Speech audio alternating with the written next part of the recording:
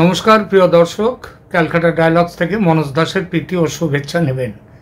3টে দিনও পড়েনি, মানে 3টে দিনও চলেনি, এখনও হয়ে যায়নি।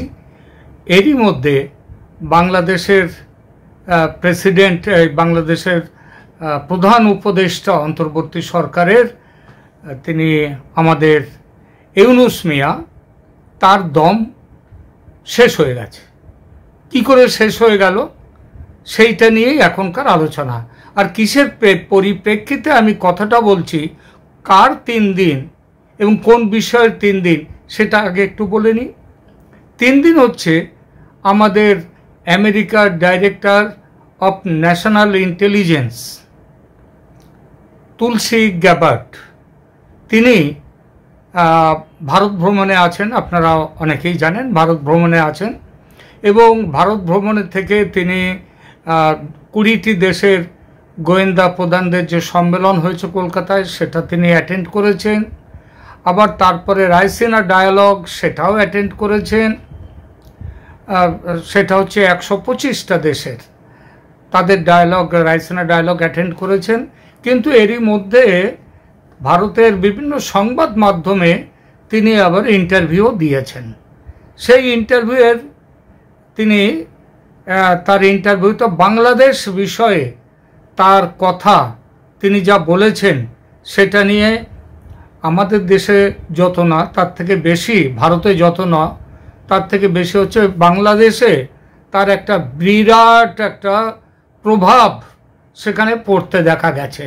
চতুর্দিকে তুলসী গ্যাবার্ডের সমালোচনা হচ্ছে এবং সবাই লাফালাফি করছেন যে আমরা বাংলাদেশ, আমরা কারোর অধীনে নই, আমরা সার্বভৌম রাষ্ট্র, আমরা সেই জন্য চোখে চোখ রেখে কথা বলবো, সে দরকার হলে ট্রাম্পের চোখে চোখ রেখে কথা বলবো।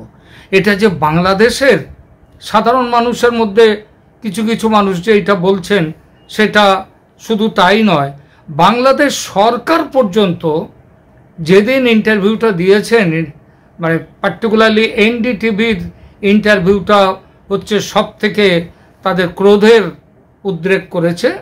সেখানে তিনি, যেখানে তুলসী গ্যাবার্ড বাংলাদেশের বর্তমান পরিস্থিতি নিয়ে এবং মৌলবাদ, ইসলামী সন্ত্রাস সেখানে কিভাবে বেড়ে যাচ্ছে, খিলাফতের জন্য তাদের যে লড়াইতে তারা কি করছে না করছে, আর বাংলাদেশের যে ইউনূস সরকার, সেই ইউনূস সরকার সেখানটায় আবার তাদের প্রতি নরম মনোভাব নিয়ে রেখে দিয়েছে এবং সমানে চলছে সে দেশের ধর্মীয় সংখ্যালঘুদের ওপর অত্যাচার, তাদেরকে মেয়েদের ধর্ষণ ইত্যাদি, এগুলো তো এখন চলছে। বাংলাদেশে এখন ধর্ষণ ঝড় চলছে।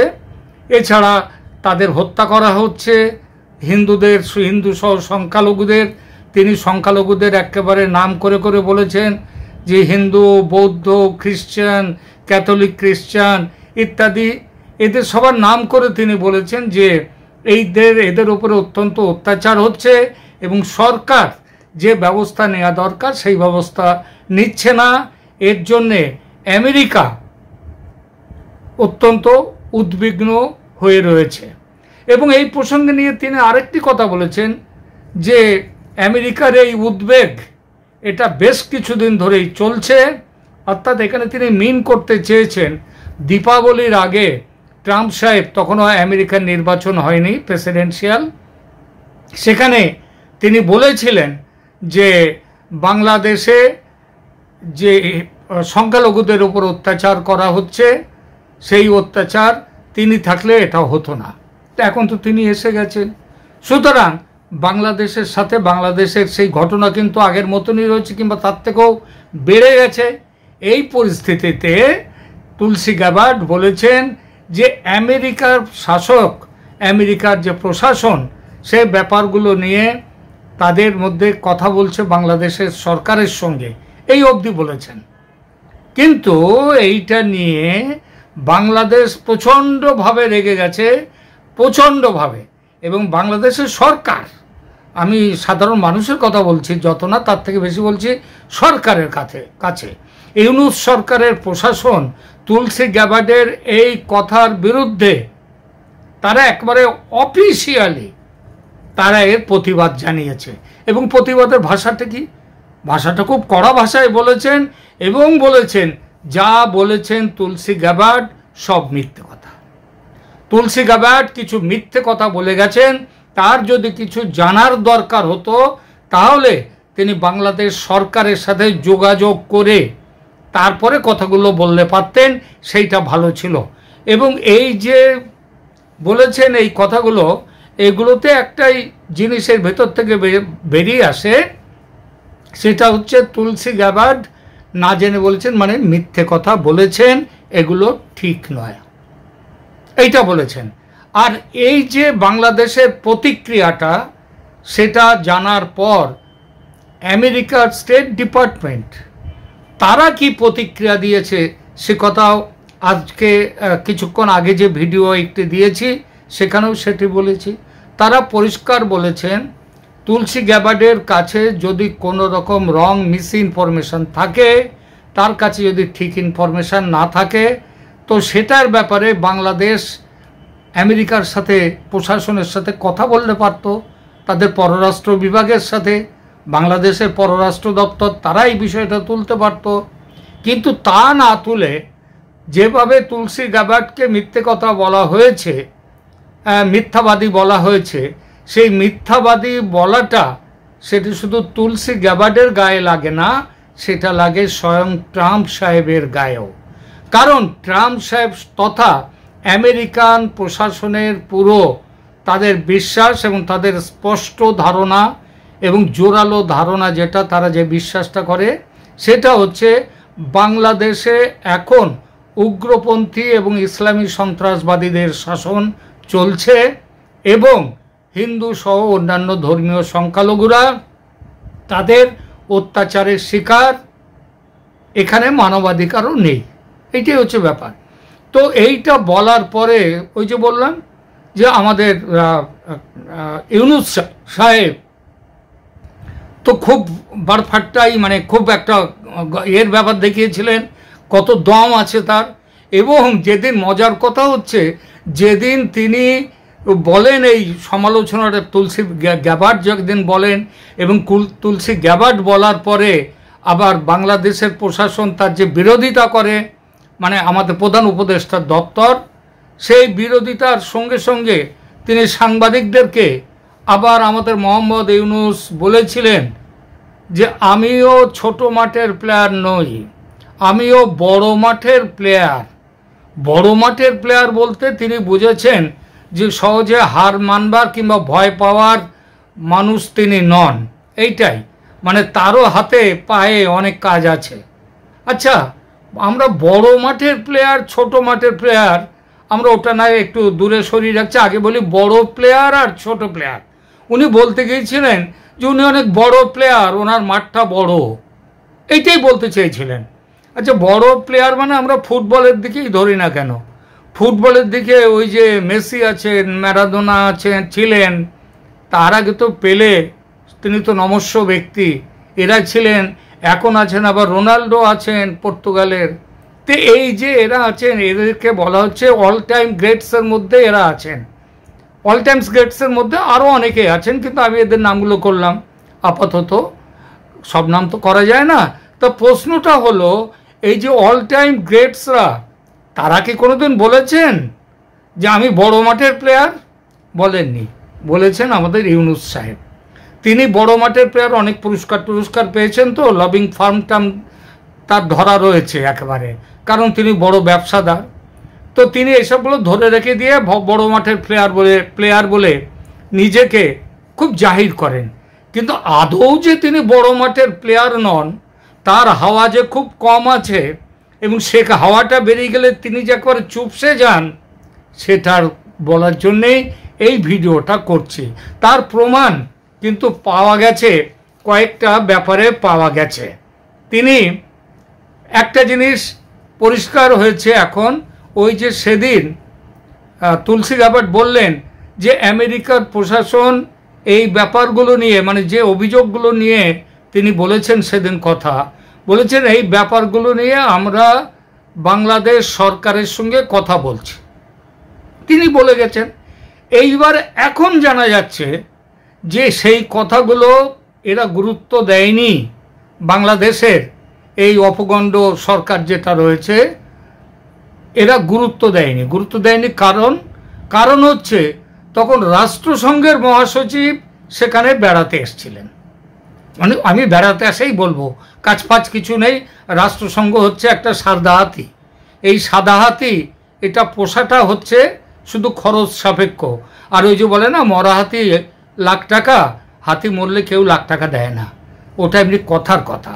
তো যাই হোক, সেই যে তখন আমাদের যে রাষ্ট্রসংঘে মহাসচিবকে নিয়ে ব্যস্ত ছিলেন ইউনূস সাহেব, এই ব্যস্ত, এবং সমস্ত বাংলাদেশ তার প্রশাসনই ব্যস্ত ছিল। কোথায় নিয়ে যাবেন, তাকে দিয়ে রোজা করাবেন, 1 লাখ লোকের সামনে তিনি ইফতার করবেন, হ্যাঁ, এইসব তখন হিসেব চলছিল। ফলে এগুলোকে নজর তিনি দেননি। তা তুলসী গাবার্ড যখন এই দিল্লিতে বসে এই কথাগুলো বললেন, সমালোচনা করলেন, তখনই এই ইউনূস সরকার কথা সেদিন একটা কড়া প্রতিক্রিয়া দিয়েছিল বটে। তবে ওই যে এখন আবার কি বলছে জানেন, যে ইউনূস নাকি নিজে ওই প্রতিক্রিয়া দেননি তিনি। এটা নাকি তার ওই সবজান্তা একজন প্রেস সচিব আছেন শফিকুল আলম, তিনি তো বাবু যত বলে পারিষদ দলে বলে তার শতগুণ। তো উনিও তাই, উনি আবার অনেক কিছুই ইউনূস যা বলেন উনি আবার তার থেকে আলাদা কিছু বলেন। তো উনি নাকি ইউনূসের সাথে, আর ইউনূসেরও তার উপরে এত বিশ্বাস যে শফিকুল আলম নাকি নিজে ওই কর্মটি করেছিলেন। ওই যে আমেরিকার আমাদের তুলসী গাবার্ড যে কথা বলেছিলেন তার প্রতিক্রিয়া হিসেবে ওইটা তিনি দিয়েছিলেন, সেটা নাকি তার নিজের মতো করে। যাই হোক, এই প্রতিক্রিয়ার আবার পাল্টা প্রতিক্রিয়া, কারণ সেটাও সঙ্গে সঙ্গে চলে গেছে ঢাকার মার্কিন দূতাবাস থেকে আমেরিকায়, সেখানে তাদের কাছে চলে গেছে, পররাষ্ট্র বিভাগে চলে গেছে। এবং সেইটা পাওয়ার পর আবার আমেরিকার পররাষ্ট্র দপ্তর তার একটা পাল্টা প্রতিক্রিয়া দেয়, যার কথা একটু আগেই বলেছি। তারা বলেছে পররাষ্ট্র দপ্তর বাংলাদেশের কেন আমাদের সাথে ব্যাপারটা নিয়ে কথা না বলে মিথ্যেবাদী বলে প্রতিপন্ন করলো আমাদের ন্যাশনাল সিকিউরিটি, যেই ন্যাশনাল ডাইরেক্টর অফ ন্যাশনাল ইন্টেলিজেন্সকে, এটা তারা বলেছেন। তো এখন এইটা যখনই ওই প্রতিক্রিয়াটা পেয়েছে, আমেরিকার প্রতিক্রিয়ার সাথে সাথে মানে আমাদের ইউনূস সাহেব চুপসে গিয়েছেন। আর চুপসে গিয়ে তিনি কি করেছেন তার 2-1টা কথা এইবার বলি। আমেরিকার মূল যে আপত্তির জায়গা অনেকগুলো থাকলেও তুলসী গাবার্ডের কথার থেকে বেরিয়ে এসছে আমেরিকার আপত্তির 2টো মূল জায়গা। একটা হচ্ছে কি, জঙ্গি এবং মৌলবাদীদের, ওই যারা খিলাফত নিয়ে খুব হইচই করছে, তাদেরকে তো একেবারে ছেড়ে দিয়ে রেখে দিয়েছিলেন আমাদের ইউনূস সাহেবের প্রশাসন, ছেড়ে দেওয়া ছিল তাদের। এখন যেটা এই আমেরিকা চাপ বলেছিল, তুলসী গাবার্ডও বলেছিল, ওরা একেবারে ফ্রিলি মুভ করছে, ফ্রিলি তাদের কাজকর্ম করছে। এই কথাটা বলার একটাই অর্থ হচ্ছে তাদের বিরুদ্ধে ব্যবস্থা নেওয়ার জন্যে তুলসী গাবার্ড সেটা হচ্ছে বলেছেন। এটা হচ্ছে পরোক্ষভাবে বলেছেন, বুঝিয়ে দিয়েছেন এদের এই ফ্রি রান যেন এরা না করতে পারে। এখন এই চাপে পড়ে ইউনূস সরকার তারা করেছে কি, খবর পাওয়া যাচ্ছে খুব বিশ্বস্ত সূত্র থেকে খবর বেরিয়ে এসছে। আমিও একজন আমেরিকা প্রবাসী, একজন আমেরিকান বা বাংলাদেশি সাংবাদিক মহাশয়, তার কাছ থেকে পাওয়া কিছু খবর, সেটা আমি এখানটায় আমিও পেয়েছি কিছু খবর। এবং এর সাথে বাংলাদেশে আমাদের যারা রয়েছেন, আমাদের পরিচিত যারা আছেন, তাদের কাছ থেকেও একটা খবর পেয়েছি। খবরটা কিন্তু ইউনূস সরকার এই কাজটা করছে এটা ভাবলে যেন মনে হয় আমাদেরই ভূত দেখার মতো চমকে উঠতে হয়। কারণ এই যে মৌলবাদী সরকার, যে পাকিস্তানের পেটোয়া ইউনূস সরকার হয়ে গেছেন, এই তাদেরকে মদত দিয়ে বাঁচিয়ে রাখতে মদত দিয়ে তিনি রেখে দিয়েছেন। এই ইউনূস সরকার এখন ফাসাদে পড়ে, ওই যে বললাম না হাওয়া বেরিয়ে গেছে, ফ্যাসাদে পড়ে তিনি 103 জন মৌলবাদী, মানে এইসব ইসলামী উগ্রপন্থী এদের 103 জনের একটা লিস্ট তৈরি করেছে, তালিকা, মৌলবাদীদের তালিকা। সেই তালিকায় মানে এমনকি জামাতের যিনি সর্বোচ্চ নেতা তার নামও তার মধ্যে রয়েছে, জামাতের রেহমানি সাহেবের নাম তার মধ্যে রয়েছে। আরও আশ্চর্য কথা, এটা ছাড়াও ওখানে এখন যে অজস্র এই যে উগ্রপন্থীরা ওখানে ঘুরে বেড়াচ্ছে, উগ্রপন্থী সন্ত্রাসবাদীরা এবং ধর্মীয় মৌলবাদীরা যে ঘুরে বেড়াচ্ছে, তাদের মধ্যে বেশ বড়সড় কিছু নামও ওই 103 জনের তালিকা আছে।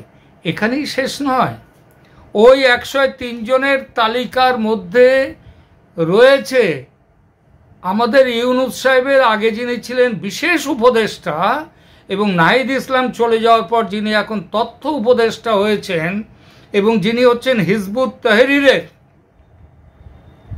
তাদেরই একজন বড় নেতা, বর্ণচোরা নেতা যদিও, তার নামও রয়েছে মাহফুজ আলম।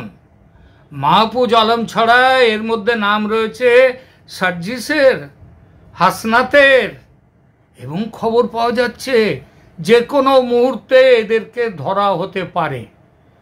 এবং এই ধরা হতে পারে বলে রেহমানি সাহেব পালিয়ে গেছেন এটা আমার মনে হয় সে খবর নেই। তবে ওই হাসনাত, সার্জিস এবং ওই যে মাহফুজ, এরা কিন্তু অনেকটা গা ঢাকা দিয়েছে। শোনা যাচ্ছে রাত্রে এরা বাড়িতে থাকে না, অন্য কোথায় থাকে কেউ জানে না, লুকিয়ে থাকে, যে কোনো মুহূর্তে পুলিশ এদেরকে ধরতে পারে।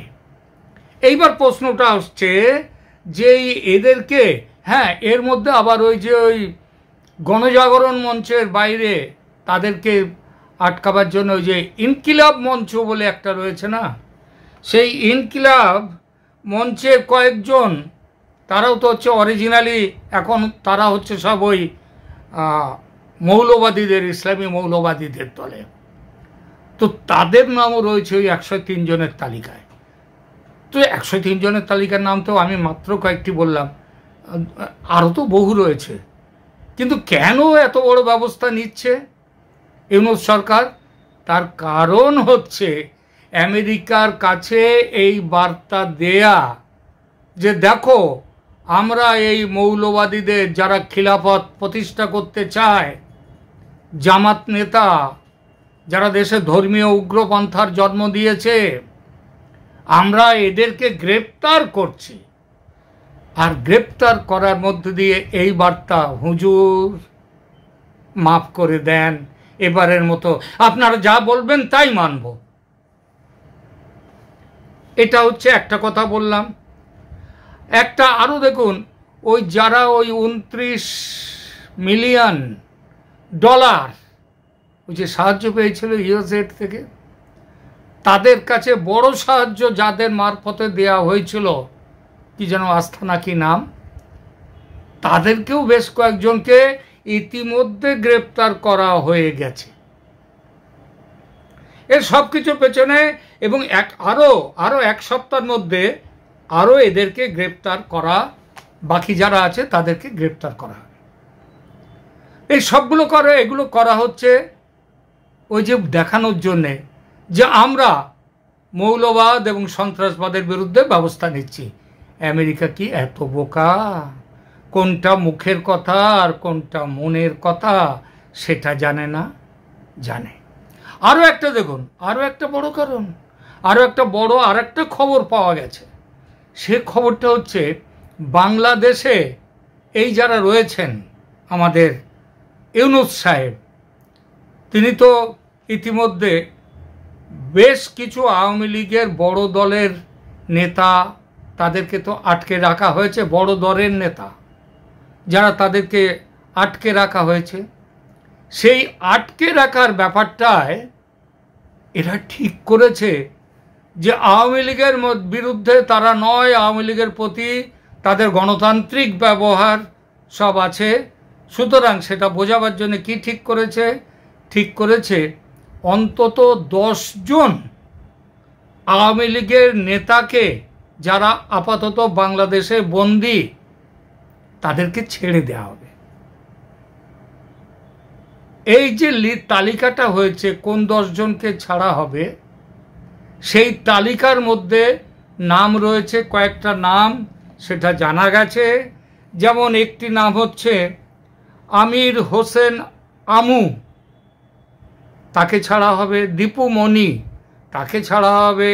রাশেদ খান মেনন, তাকে ছাড়া হবে।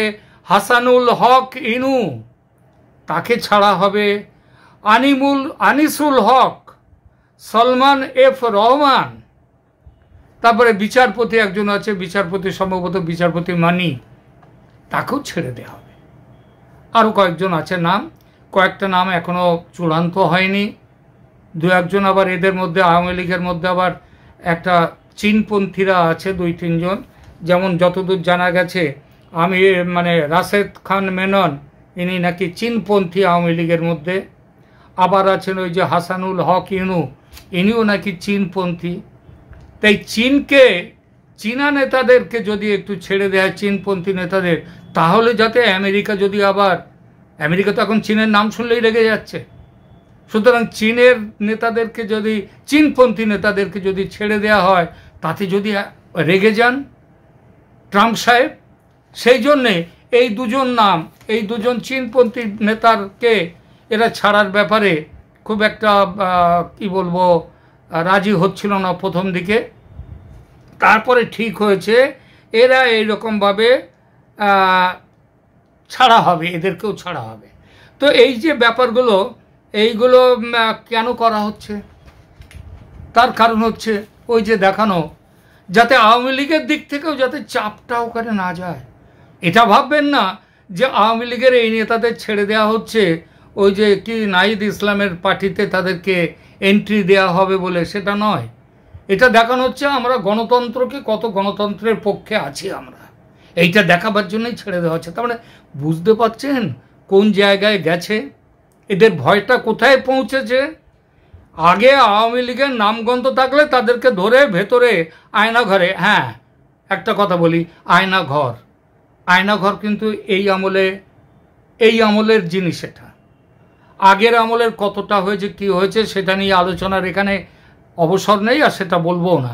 কিন্তু প্রশ্ন হচ্ছে এই আওয়ামী লীগের নেতাদেরকে এবং অন্য অনেককে ধরে আয়নাঘরে পাঠিয়ে দেওয়া হয়েছে। আপনারা জানেন 50 জন সাংবাদিককেও ধরে কোথাও পাঠানো হয়েছে, তাদের কোনো খবর নেই। তো এইসব ব্যাপারগুলো রয়েছে। ওই সাংবাদিকদের ছেড়ে দেওয়ার ব্যাপারটা নিয়ে কিন্তু কোনো কথা হচ্ছে না। এখন দেখুন এই যে ভাব দেখাচ্ছে যে আমরা কতটা গণতান্ত্রিক, আমরা কতটা মৌলবাদ বিরোধী, এটা হচ্ছে আই ওয়াশ, চোখে ধুলো দেওয়ার চেষ্টা। তবে এতে কি তিনি সাকসেসফুল হবেন? আমাদের ইউনূস সরকার, ইউনূস মিয়া, তিনি কি সাকসেসফুল হবেন যে এইভাবে এদেরকে ছেড়ে দিয়ে এদের সাথে এরকম দেখালে আমেরিকা আমাকে মনে করবে আমি গণতান্ত্রিক মানুষ? একদমই নয়, মিলিয়ে নেবেন। 26শে মার্চ এমনও কথা হচ্ছে যে 26শে মার্চ ওই যে ইউনূস সাহেবের চীন যাওয়ার কথা চলছে না, এখন ট্রাম্প সাহেবের রাগ দেখে ইউনূস সাহেব চীন যাওয়ার যাত্রা বাতিল করে দিতে পারেন বলে জোর খবর চলছে। দেখা যাবে 26শে মার্চ। কিন্তু 26শে মার্চ চীন না হয় গেলেন না, কিন্তু তার এই যেটা প্রধান উপদেষ্টা হয়ে বসে রয়েছেন, সেই জায়গা থেকে কি উনি পাকা হচ্ছেন? একদমই নয়, পাকা হচ্ছেন না। যা রয়েছে প্ল্যান তাই হবে, তাকে চলে যেতে হবে। এখনকার মতো এখানেই রাখছি, ভালো থাকবেন, ধন্যবাদ।